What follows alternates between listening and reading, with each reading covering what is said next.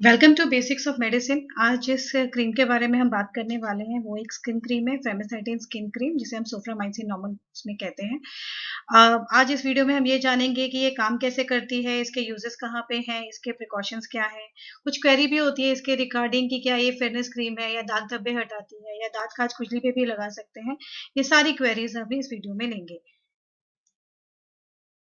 तो चलिए सबसे पहले इसकी कॉम्पोजिशन जान लेते हैं। इसमें फेमिसाइटिन सल्फेट है, प्रिजर्वेटिव के लिए मिथाइल पैराबेन है। ये 20 ग्राम, 30 ग्राम या 100 ग्राम की ट्यूब्स में भी आती है। 30 ग्राम का ऑलमोस्ट जो प्राइस होता है वो 45 रुपीज है, तो थोड़ी इकोनॉमिकल ट्यूब ही है। इसके यूजेस जानने से पहले हमें इसका थोड़ा मोड ऑफ एक्शन पता होना चाहिए। अगर हम ब्रॉडली डिवाइड करें तो हम किसी भी डिजीज को स्किन के केस में 3 केसेस में कर सकते हैं। हो सकता है जो उसका ओरिजिन हो, जो प्रॉब्लम हो, वायरल हो, दूसरा फंगल हो सकता है, थर्ड बैक्टीरियल हो सकता है। तो ये एक जो ये जिसमें यूज किया जाता है वो बेसिकली एंटीबायोटिक है। तो बैक्टीरियल जो इश्यूज होंगे उसमें यूज किया जाएगा। ये एंटीबायोटिक है एमिनोग्लाइसिड क्लास का। बेसिकली इसको यूज किया जाता है स्किन लेजन्स में एज ए एंटीसेप्टिक या एंटीबैक्टीरियल। फंगल केसेस में ये काम नहीं आएगी, यानी दांत खाज खुजली जो कि फंगल इन्फेक्शन होते हैं वहां ये काम नहीं आती है। और ये बैक्टीरिया को किल नहीं करती है, ये उसकी ग्रोथ को इनिबिट करती है। इट मीन्स बहुत सीवियर जो इन्फेक्शन है वहां पे वो इतना इफेक्टिव नहीं होगा, बट जो भी फ्रेश वुंड है वहां पे ये काफी हेल्पफुल रहेगी। तो अब उसके यूजेस समझ लेते हैं हम। इसे कहाँ-कहाँ हम यूज़ कर सकते हैं। इसको यूज़ कर सकते हैं हम बर्न्स में, यानी अगर हाथ जल जाता है तो आप इसे इस्तेमाल कर सकते हैं। स्कार्स में, यानी लिक्विड से, गर्म पानी से या भाप से जलता है तो वहाँ भी वो इफेक्टिव है, आप इमीडिएट लगा सकते हैं। वुंड, कोई फ्रेश चोट लग जाती है वहाँ पे आप यूज़ कर पाएंगे।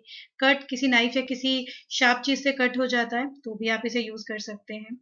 अल्सर, कई बार आप जिम जाते हैं या ऐसी बहुत सी चीजें हैं कि आपके स्लीपर से आपको अल्सर बन जाते हैं हाथ में या पैर में, वहां भी सोप्रामाइसिन इफेक्टिव है।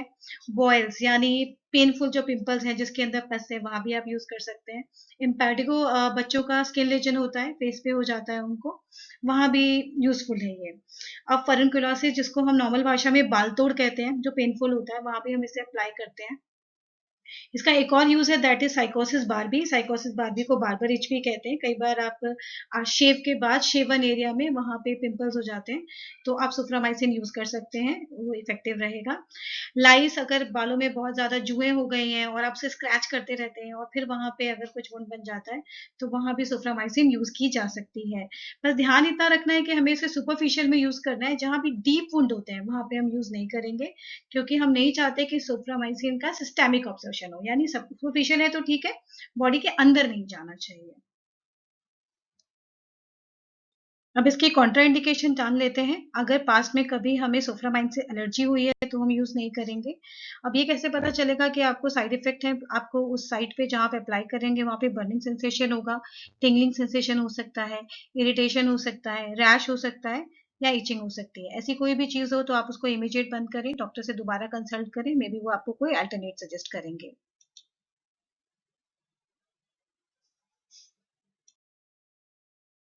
नाउ द क्वेश्चन अराइजेस कि क्या इसको हम प्रेगनेंसी में यूज कर सकते हैं? हमेशा अपनी गायनेकोलॉजिस्ट से पूछने के बाद ही यूज कीजिए, बिकॉज ये एमिनोग्लाइसिड एंटीबायोटिक है, तो इसके कुछ साइड इफेक्ट्स हो सकते हैं, तो प्लीज इसे बिना कंसल्ट किए मत यूज कीजिए। अब कुछ कॉमन क्वेश्चंस आते हैं, जैसे कि क्या पिंपल पे सोफ्रामाइसिन लगा सकते हैं? आइडियली नहीं लगाना चाहिए, बिकॉज ये क्रीम बेस्ड है तो ये ऑयल को वहां बढ़ाएगा ही, तो हो सकता है उतना इंप्रूवमेंट ना हो। इसके लिए स्पेसिफिक क्रीम्स आती हैं, वो यूज करना चाहिए। दूसरा, is it good for face, यानी क्या ये दाग धब्बे हटाता है? नहीं, दाग धब्बे हटाने के लिए स्टेरॉइडल क्रीम सजेस्ट की जाती है, तो ये दाग हटाने का काम तो नहीं करेगा। तीसरा क्वेश्चन हो सकता है कि क्या ये खाज खुजली पे लगा सकते हैं? तो नहीं, वहां पे हम फंगल इन्फेक्शन जो एंटी फंगल होता है वही लगाते हैं, बिकॉज ये फंगल इन्फेक्शन के साइन है। इसके अलावा अगर आपकी कोई क्वेरी है, कोई क्वेश्चन है, you can ask me in the comment section. Do like and subscribe अगर आपको ये वीडियो इंफॉर्मेटिव लगा हो।